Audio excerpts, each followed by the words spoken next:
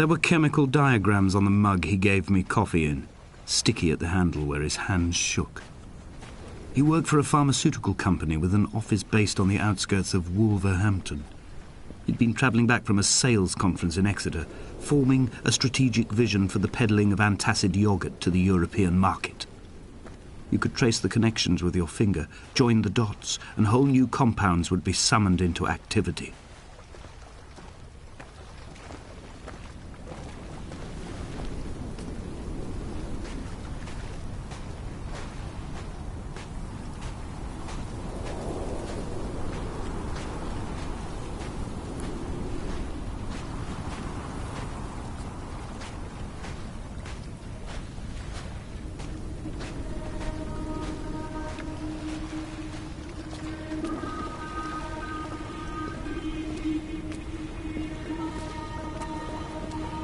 From here, I can see my armada. I collected all the letters I'd ever meant to send to you, if I'd have ever made it to the mainland, but had instead collected at the bottom of my rucksack, and I spread them out along the lost beach.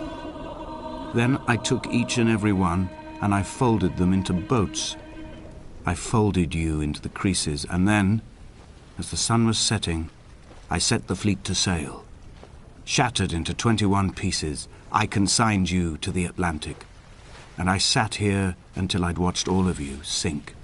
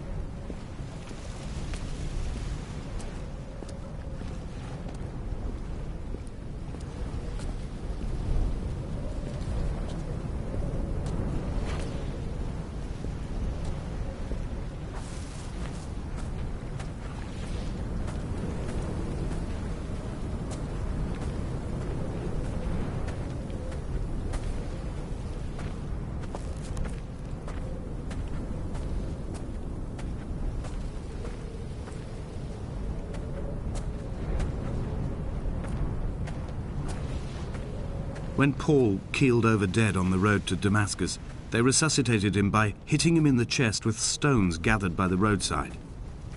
He was lifeless for 21 minutes, certainly long enough for the oxygen levels in his brain to have decreased and caused hallucinations and delusions of transcendence. I'm running out of painkillers, and the moon has become almost unbearably bright.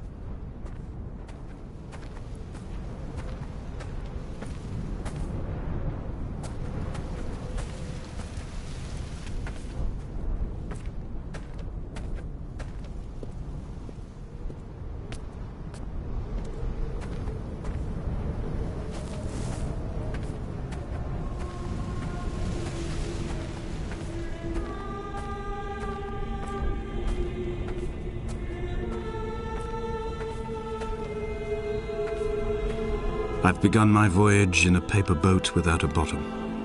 I will fly to the moon in it. I've been folded along a crease in time, a weakness in the sheet of life. Now you've settled on the opposite side of the paper to me. I can see your traces in the ink that soaks through the fiber, the pulped vegetation. When we become waterlogged and the cage disintegrates, we will intermingle. When this paper aeroplane leaves the cliff edge and carves parallel vapor trails in the dark, we will come together.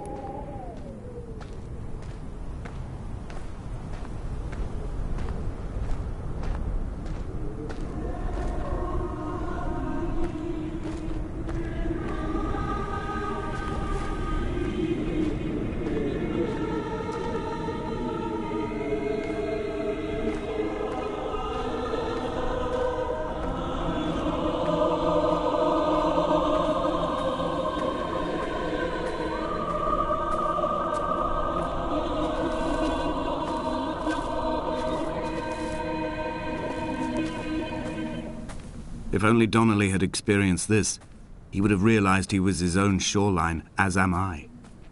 Just as I am becoming this island, so he became his syphilis, retreating into the burning synapses, the stones, the infection.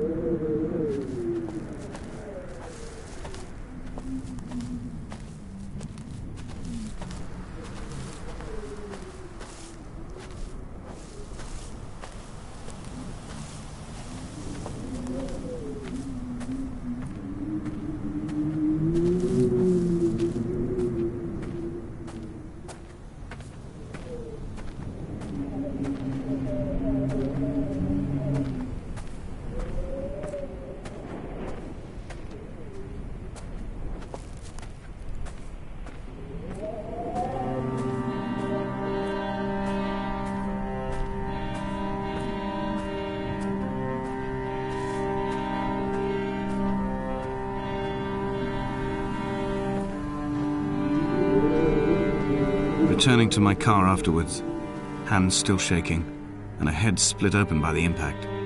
Goodbye to tearful aunts and traumatized uncles. Goodbye to the phenomenal. Goodbye to the tangible. Goodbye Wolverhampton. Goodbye Sanford. Goodbye Cromer. Goodbye Damascus. This cliff path is slippery in the dew. It is hard to climb with such an infection. I must carve out the bad flesh and sling it from the aerial. I must become infused with the very air.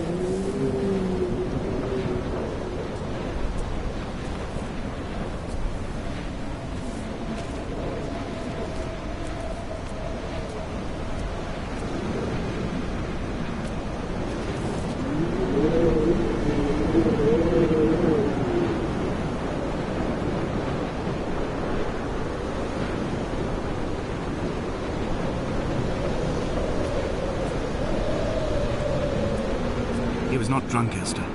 He was not drunk at all. He had not drunk with Donnelly or spat Jakobsen back at the sea. He had not careered across the lost shores and terminal beaches of this nascent archipelago. He did not intend his bonnet to be crumpled like a spent tissue by the impact. His windscreen was not star-studded all over like a map of the heavens. His paintwork etched with circuit diagrams, strange fish to call the gulls away. The phosphorescence of the skid marks lighting the M5 all the way from Exeter to Damascus.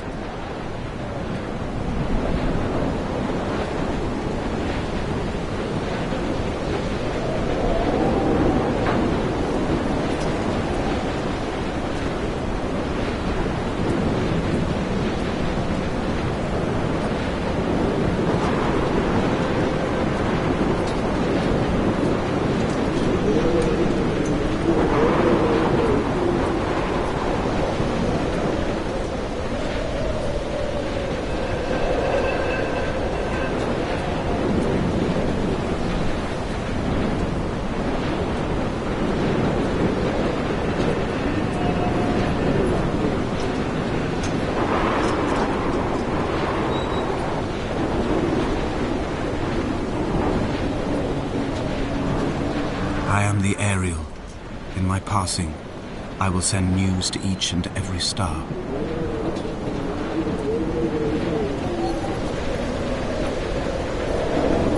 Dear Esther, I have burnt my belongings, my books, this death certificate.